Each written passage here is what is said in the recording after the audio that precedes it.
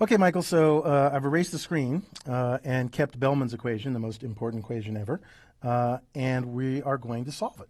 Ooh. So, how are we going to make that work? Okay, so so we wrote this down as a utility of S. How many S's are there? S, N, M, I don't know. Pick a letter. N. N. So we have N states, which means this isn't really one equation. This is how many equations? N. Yes, it's N equations. How many unknowns are there? Well, we have a U. The R's are known. The T's are known. The only thing that's missing is the U's, and there's N of those as well. Right, so there's N equations, N unknowns. So we're done.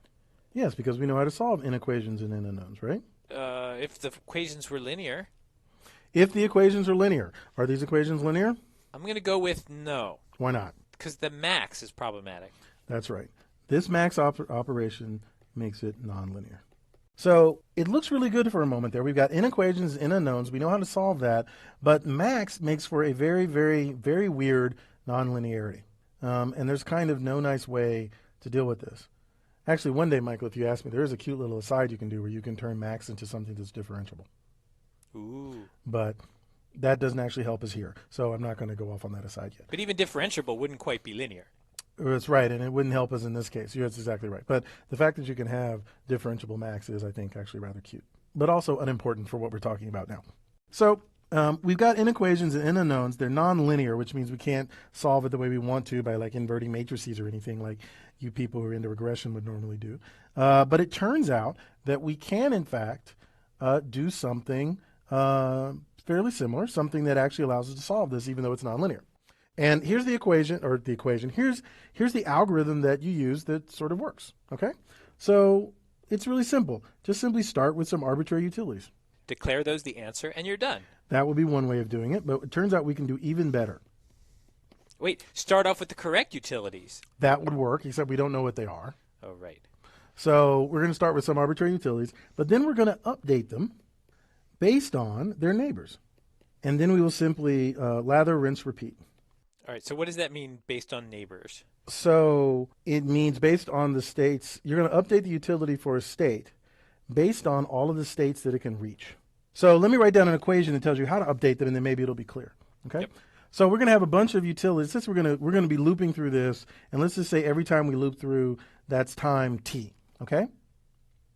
So we know what the equation for a utility is. For the utilities are, it's just the equation that's written up here.